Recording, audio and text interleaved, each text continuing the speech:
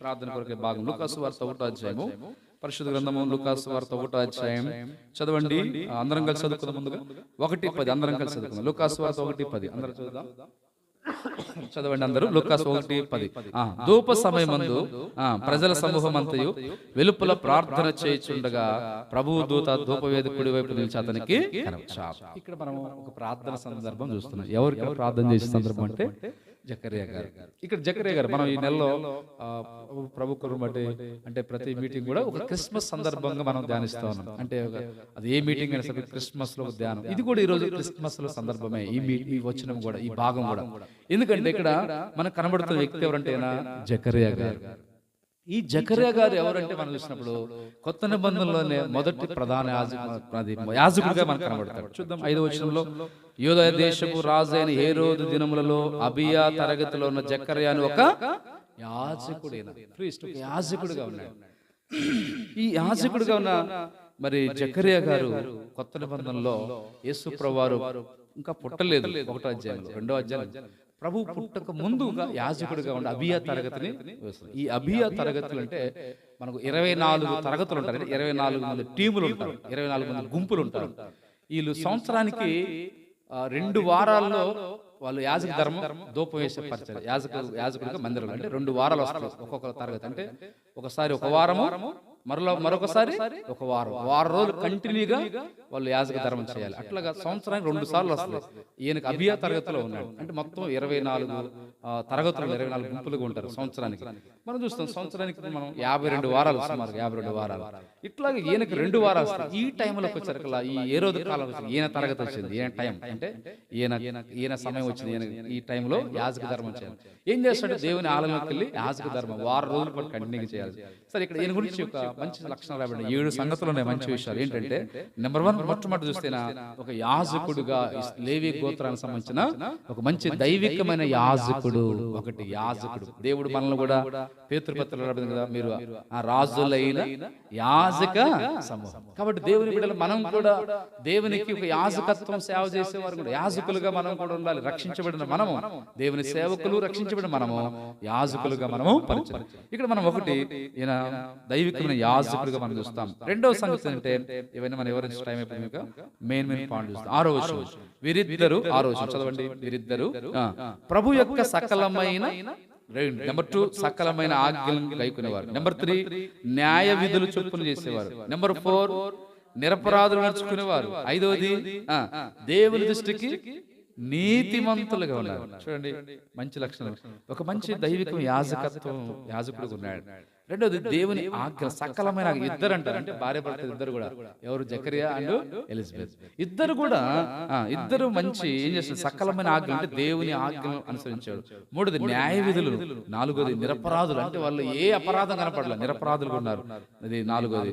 5వది చూస్తే దేవుని దృష్టికి అసలు దేవుని దృష్టికి నీతిమంతులు చాలా గొప్ప సంగతి. అది నీతిమంతులను రాయబడటమే గొప్ప సంగతి. దేవుడు అక్కడ దేవుని దృష్టికి అంటే దేవుడే చెబుతున్నాడు వీరు నీతిమంతులు. కాబట్టి దేవుని దృష్టిలో నీతిమంతులు, తమ దృష్టికి కాదు కానీ దేవుని దృష్టికే నీతిమంతులు. 5వది మనం చూస్తాం. 6వది ఏంటంటే ఇప్పుడు 10వ వచనం, ధూప సమయమందు ప్రజల సమూహం అంత వెలుపల అంటే ప్రార్థించే వ్యక్తి. ఆయన సమయంలో, ఆయన వారకాలం ఆ సమయంలో ప్రార్థనలో పాలు పొందినవాడు. కాబట్టి ఆ వారమంతా ఆ టైంలో ఆయన తరగతి వచ్చినప్పుడు ఆయన ఒక్కడే లోపలికి వెళ్ళిపోయి ధూపం వేస్తూ ఉంటాడు. ఈ ధూపం అనేది ఏంటంటే 141 రాయింది. మా ప్రార్థన ధూపం చేతులు ఎత్తులు సాయంకాలం నైవేద్యం వల్లే నీ దృష్టికి అంగీకారం. 141 కీర్తన రాయబడింది. ప్రకటన గ్రంథంలో కూడా రాయబడింది. ఆయన ధూపం వేస్తుండగా పరిశుద్ధుల ప్రార్థన ధూపంతో ఏమవుతుందంట, అవి పరలోకానికి కలిసి ధూపం కలిసి పరలోకానికి చేరుతా ఉన్నాయి.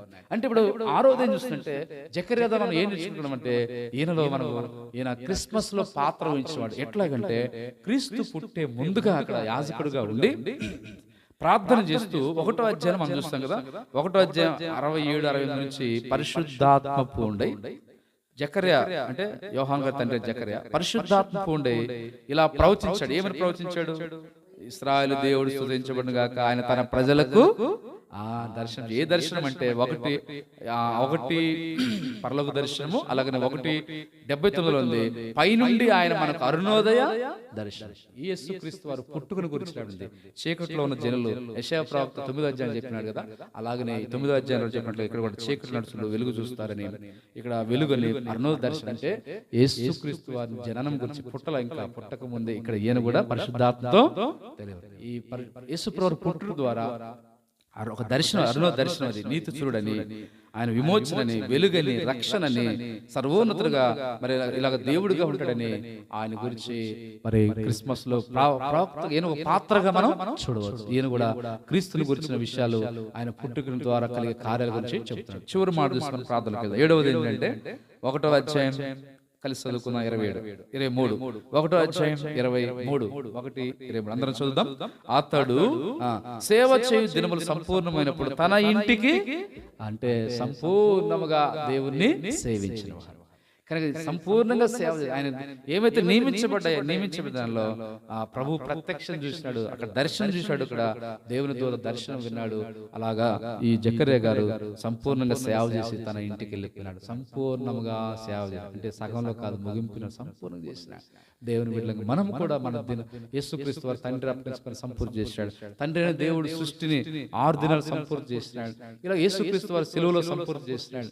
ఇక్కడ ఈయన సేవ పరిచయం సంపూర్తి చేసినాడు. మనము కూడా మనం సంపూర్తి చేయవలసిన దేవుని, అలాగే దేవుని పని విషయంలో కావచ్చు, దేవుని కార్యాలు, అలాగా సంపూర్తి చేయడం. 7 సంగతులు. ఒకటేమో దైవికమైన యాజకుడుగా, లేవి గోత్రం సంబంధించిన వాడు. 2వది దేవుని ఆజ్ఞలు గైకుంటాడు. 3వది న్యాయ విధులు. 4వది నిరపరాధి. 5వది దేవుని దృష్టి నీతిమంతుడు. 6వది ధూపవేస్తుడు, తరగతి చొప్పున క్రమంగా ధూపం, ప్రార్థన. 7వది సంపూర్ణంగా దేవుని సేవ. ఇలాగ మనం జకర్యా గారి గురించి మనం చూస్తున్నాం. అలాగే ఎలిజబెత్ జకర్యా వీరిద్దరు కూడా ఆ దైవిక మంచి లక్షణాలు. జకర్యా ఎలిజబెత్ కూడా క్రీస్తు పుట్టక మునిపే మరియా గర్భవతిగా వచ్చినప్పుడు ఏమంటారు, నా ప్రభు తల్లి నా యొద్దకు వచ్చి నాకు ఎలాగా ప్రాప్తించింది. వీరిద్దరు కూడా క్రిస్మస్ లో పాత్రలే, జకర్యా ఎలిజబెత్. అలాగా దేవుని కార్యాల గురించి వివరించి ప్రవచించిన వారుగా మనం దేవుని వాక్యంలో జకర్యా ఎలిజబెత్లోలే దేవుని ఆజ్ఞలను గైకొనుచు దైవికంగా మనం కూడా వారి వలె మన కుటుంబాలుగా, భర్తల కుటుంబాలుగా, దేవుని బిడ్డలకు మనందరం కూడా జకర్యా ఎలిజబెత్లో ఉండాలని ప్రభు ఆశిస్తున్నాడు. అలాగే ప్రభు సహాయము చేయనట్లు మనం ఈ వాక్య వెలుగులో మనం ప్రార్థన చేద్దాం, ప్రభుని స్తుతిద్దాం. వాక్యానుసారంగా మనము ప్రభు రాకడ సిద్ధపడ్డాం. భవిష్యత్తు మనకి ప్రకటన చూస్తుంటే మనం సిద్ధపడడం చూపిస్తుంది, ప్రభు రాకడ సిద్ధపడడం చూపిస్తుంది. ఇప్పుడు మనం చదువుకున్న 2వ భాగం ప్రార్థన కొరకే ఈ మంచి లక్షణాలు కలిగి ఉండి మనం కూడా ప్రార్థించడానికి చూపిస్తాం. ఆ రీతిగా మనం ప్రార్థన, సర్వలోక రక్షణ, సార్వత సంఘం అంతా క్షేమం కొరకు, ప్రపంచం పరిచర్య కోసం ప్రార్థన. రేపటి క్రిస్మస్ దైవారాధన ప్రపంచం అంతా జరుగుతుంది. దైవదాసు పరిచయం బలపరచం. మన మధ్య 2 శక్తులు మరి జాషువాను పంపిస్తామని చెప్పినారు.